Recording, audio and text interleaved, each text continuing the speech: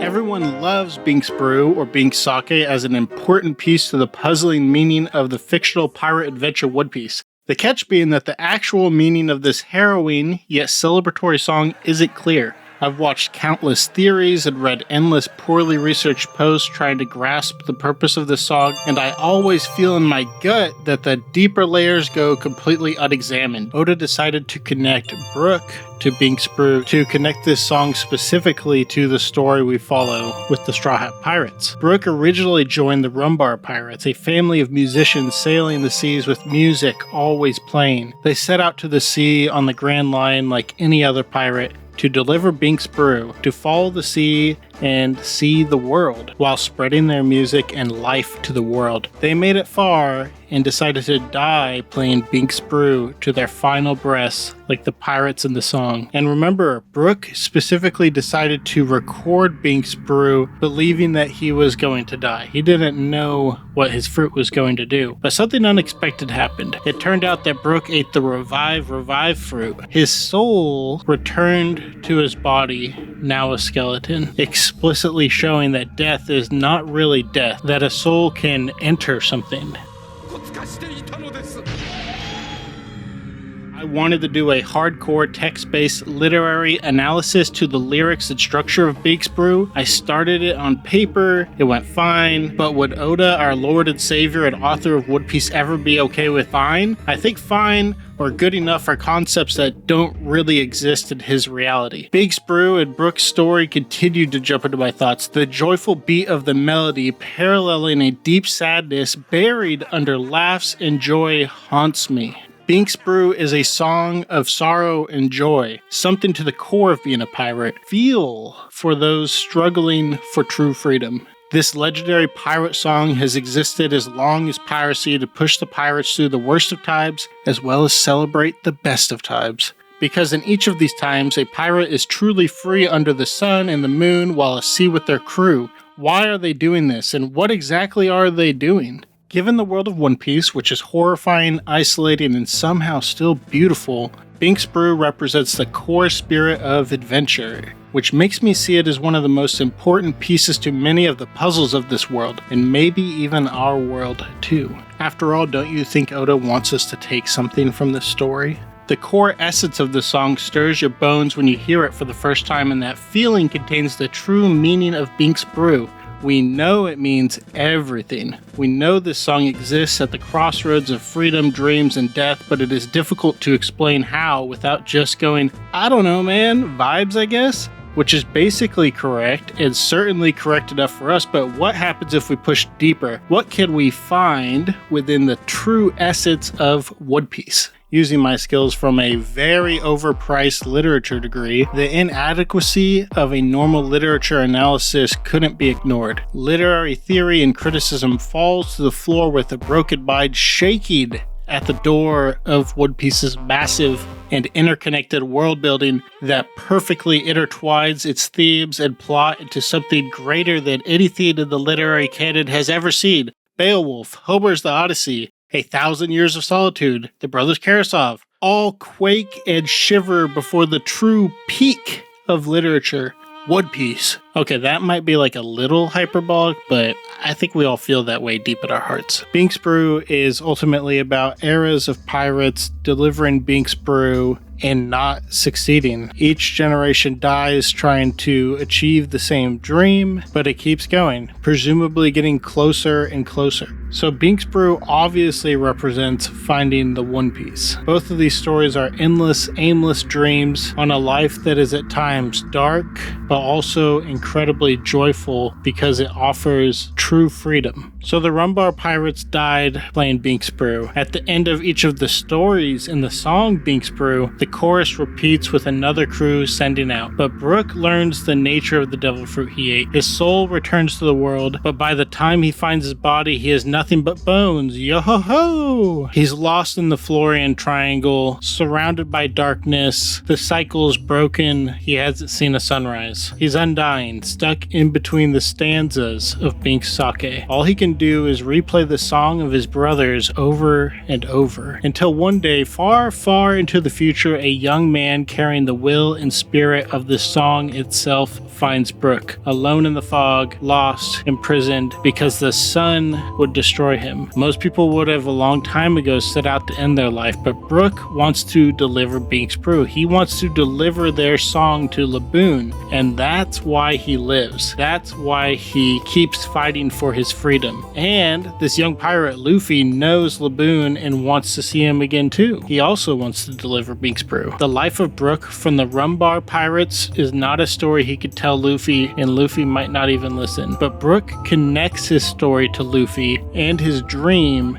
through Binks Brew. So this is a story that connects all pirates together through their shared dream and desires of finding freedom, of riding the waves from one place to the other to deliver something to someone, even if it is only this song. The song tells the story of generations of pirates setting out to deliver Binks Brew. Each generation ends, but their adventure continues to a new crew setting out again. To do justice to the brilliance of One Piece, I need to apply all relevant symbols, themes, and spheres of the story to the lyrical analysis of Binks Brew to blow your mind with how masterful and creative Oda was when he added Binks Brew to the story. If I can't weave all of One Piece into this analysis, then I've failed you. But I guess you couldn't watch this video if I felt like I didn't hit the mark. In the world of One Piece, there's a concept known as the checkered fate, a duality of the fate of D members especially, something that somebody like Trafalgar Law or Rocinante Don Quixote are especially interested in learning about. And the checkered fate is essential to understanding the overall story of One Piece, which doesn't truly start at Luffy's journey on becoming a pirate. It starts way back with the story of Joy Boy and the many different eras of pirates and people in this world. Related to the checkered fate is a lot of other dualities in One Piece. The sun and the moon, life, death, and all these dualities are similar in that they are a cycle. Back and forth, sunrise,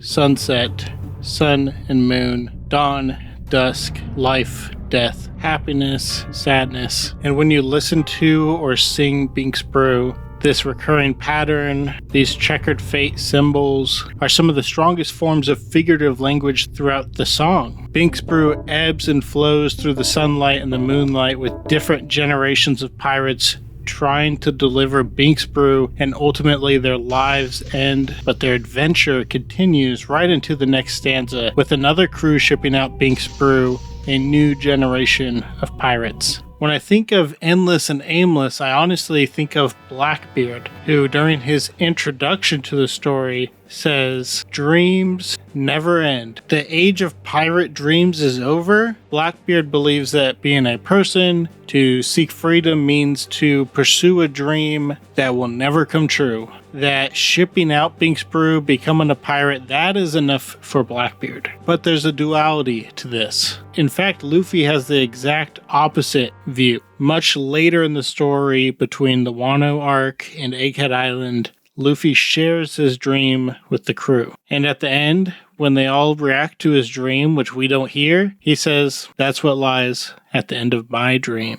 So Luffy's dream specifically is to deliver Binks Brew. He actually wants to do it. And for him, finding the One Piece is mainly a tool for him to accomplish his own dream. That he thinks his dream is only possible if he becomes king of the pirates by finding the One Piece. If Binks Brew is about seeking freedom and going on adventures, then Blackbeard's dream could be related. He wants a continuation of those seeking freedom. Luffy, at the very least, wants his freedom for a purpose, a final adventure. I know this is a bit random, but this weirdly reminds me of the endings of Dark Souls. Yes, we are doing this. I will be succinct as possible, but in the endings of Dark Souls, you could either link the fire, prolonging the age of fire, which is the age of gods, or B, let the fire die out, ending the age of fire, which benefited gods from Gwen's era. Not linking the fire benefits humanity, which came into existence from the age of fire. Because of their inverse relationship, darkness and light can never truly exist without the other. They will always go back and forth in their dominance over the other. Now back in One Piece, Luffy represents the sun, represents light, represents fire. The sun is just a ball of fire after all. And Blackbeard represents darkness. Blackbeard represents something closer to the moon if Luffy represents the sun. Or maybe Blackbeard's in between the sun and the moon.